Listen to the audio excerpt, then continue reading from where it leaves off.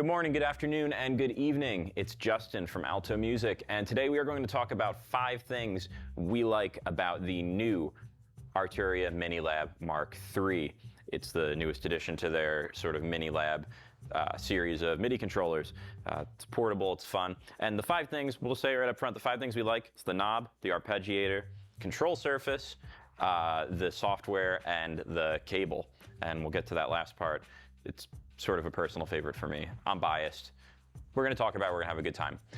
Before we dive into it, make sure you hit that subscribe button down below. You'll get notified when we post content first because we post video content to YouTube first before anywhere else. It's a pretty cool thing. Get to be in sort of like an exclusive VIP club, but without the fancy jackets. And if you like this video, you can go ahead and leave a comment below saying what your favorite part of it was, or not. We're not going to tell you what to do. Anyway, let's talk about the MKIII. The first thing I really like about the Minilab MKIII is the control surface. Now you can see here I have the Minilab MKII and then I have the Minilab MKIII over here. And revisiting the old model here, you can see there's 16 knobs, 8 up top, 8 on the bottom, 8 pads going across here. You have your standard strips, and then the 4 buttons set up here to kind of control which pads you want to trigger, octave, the shift for the alternative functions here. It's really cool, it's great. What they did though with this, which I really like, they said we're going to get rid of 8 of these. We're going to get rid of 8, get rid of these here, and we're going to keep 8 here, and we're going to put some faders in. And we're also going to put this little section here, which we're going to get to in a little bit. And we're going to make the pads even more versatile. You can do even more with them. And I mean, you can look, it's nice to have knobs, but like when you have the faders, you can do a lot more in your DAW. And we're going to dive into that. So it's half the amount of knobs, you have the added faders. And the first thing I really like is they added on the pads here, there's a transport control, which, so you can see here when you hit shift, these pads, they light up different colors. It means your different functions are about to be enabled. So you have a tap here. I don't want to mess with the tempo. When you hit it, I'm pretty on the nose, I guess. It gives you a new tempo in the DAW. If you wanted to record, you hit the record here. Play will play, stop, can trigger the loop. And then you can also switch between programs. So if you're using Arturia's software, you can switch between something to map directly to their software or the DAW you're in, and it'll map to that. And then pad just changes what the pads are going to do and what they're responding to. So in this case, when it's on bank B, you have access to the instrument you have pulled up. So you can see I have a drum kit already pulled up here. I'm just going to go ahead and I'll show you guys.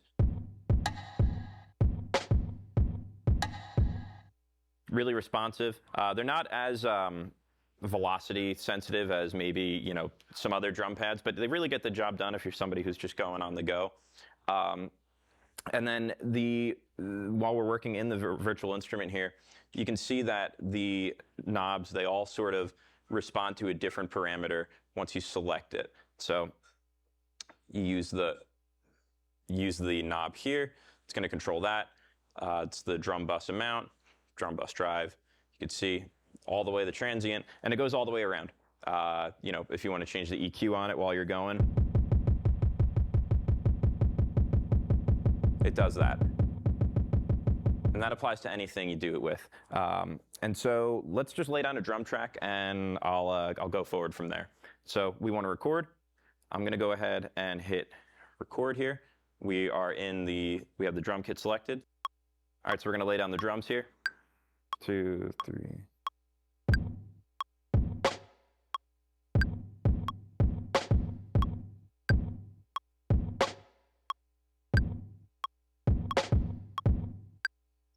Then I hit stop, and I did all that here just using the transport controls, using the controller. So now we have our drum track. So I'm going to hit play. Just going to go in and tighten that up a little bit here. Certain things you can't do with it, but when you're on the go, it works in a cinch. There. Cool. I don't love the sound of it, so I'm just going to tweak it a little bit on the fly here. Give it a little high, take out some of the highs. bring up that low. Cool. So you're able to control pretty much the entire instrument just with your controller here in a really cool way. And the faders, they'll respond to the track itself. So if you want to, the first fader here is going to control the level of the channel. The two here are going to control the sends to your effects. So,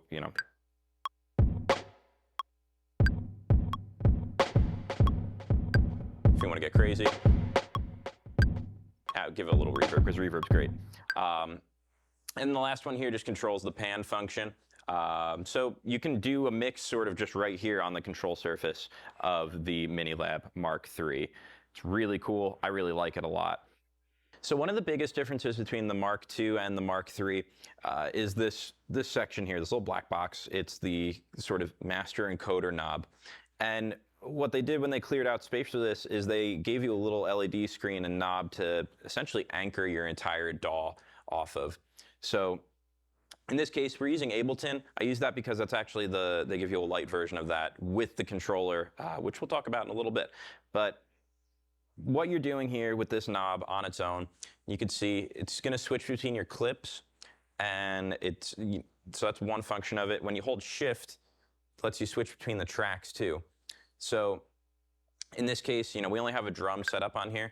You can hear, I could switch to the next one by going down and pressing in on the encoder. Sort of kind of, not completely, but takes away the necessity of a mouse in this case. And so if I wanted to, if say I'm in the vibe, I'm in the mood, I can press Shift and I can go over now. And now I've selected, it's a piano plugin that I pulled up from Ableton. And when I hit Shift and I hit the encoder button, it'll arm that track to record now. So you see, I'll switch back, hit the center, now the drums are armed. So if you're in the mood, you're rolling through it, and you want to record something, you can go ahead and hit record here.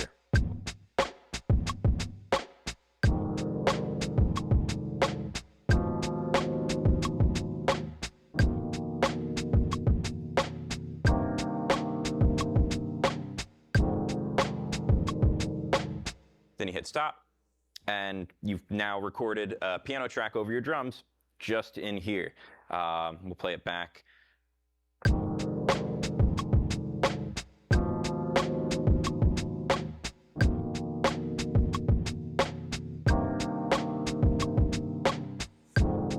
Cool. And I'm going to add, just for the sake of my own ear, I'm going to go ahead and we're going to duplicate that. I'm going to add a high octave over it. And so we want to go ahead and arm that to record along with everything we just did in that clip, in that strip there. So we're good there to go. Gonna hit record.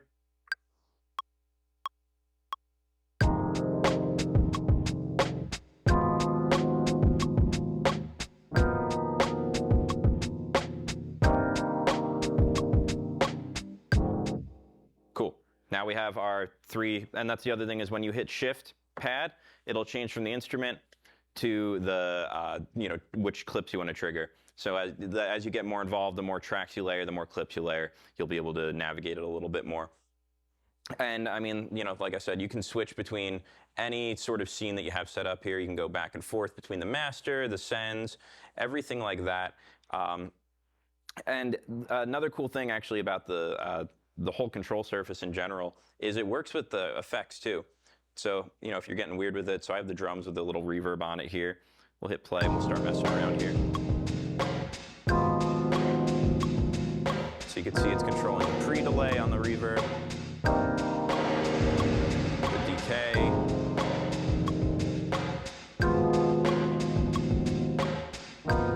everything you want to, anything you want to mess with there, the stereo amount. It basically gives you everything you need to just start sketching and going in one place. So whether you're using the control surface knobs up here and faders, or you're anchoring to your DAW with the encoder knob, or the transport controls or anything like that, you have really everything you need to just start going and to go on the fly and even manipulate sessions live if you want to.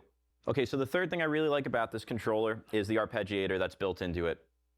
I like the arpeggiator because it's really self-contained, but it's tweakable within the controller, and you can do some really cool stuff with it. So what I'm going to do, I'm going to go to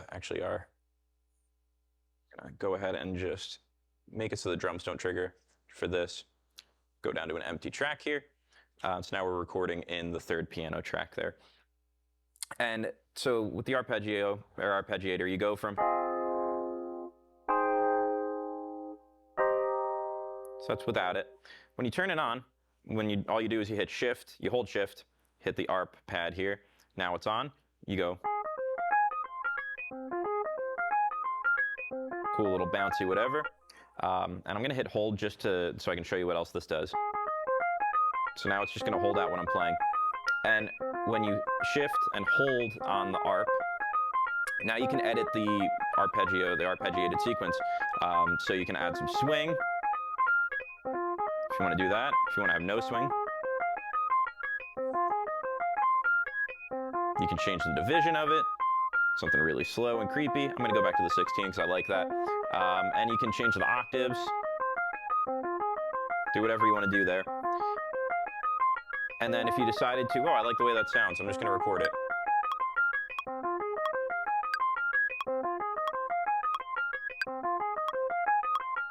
That should be enough. So now I've stopped it, I've recorded it, and you can see now in my session, you can see it's recorded the entire thing. It's recorded everything that was just recorded with the arpeggiator. So.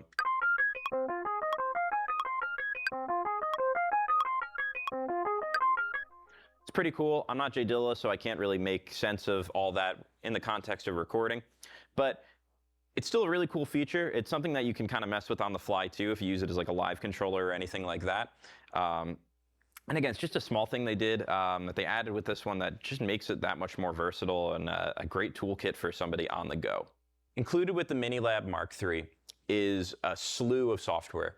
That's included when you register the unit. You can get Ableton Live Lite. You get a Native Instruments, the Gentleman upright piano. You get subscriptions for a bunch of different music resources, Loop Cloud, melodics, things to sort of just help you build out your songs.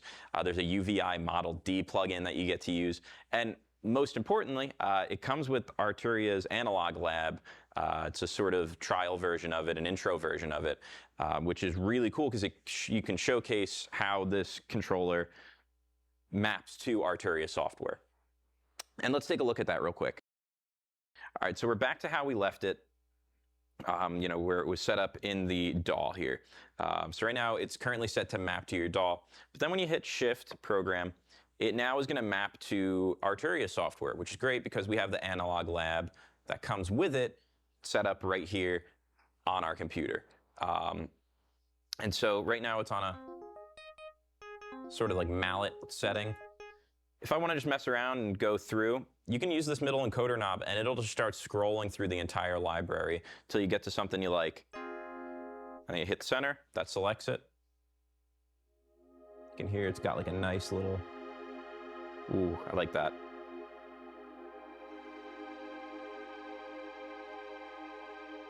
And you can keep switching through, and when you hit Shift, and you move around on this, it actually switches between different styles. So say you want to go right to, I don't know, an organ setting. Now you're in the organ section, it's picked.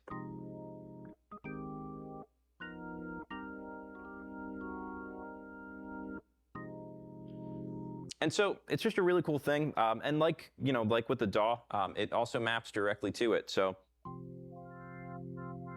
you can change the brightness, drive, whatever the parameter is in the Arturia lab, in the Analog Lab section. You can mess around with all of it. The faders all match up to the different parameters set up there. And it just unlocks unlimited possibilities for what your sound can be.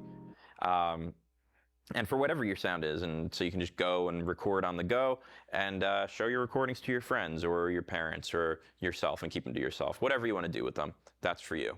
So the fifth and final thing, probably the most important thing for me that I like about this is the cable. I know it seems like a small thing, but it has a right angle USB-C end here, and then a regular USB on the other end here to plug into your computer or whatever you're plugging into. And what I like about that is it's a little detail that they keep in mind with somebody who's maybe taking this on the go. Sometimes with these, the wire will just, kick out into the rest of your setup, and it makes it hard to sort of run wire to it and run cabling through it. And I don't know, it's a nice cable, feels nice, sleek, it's cool. I like cables. What can I say?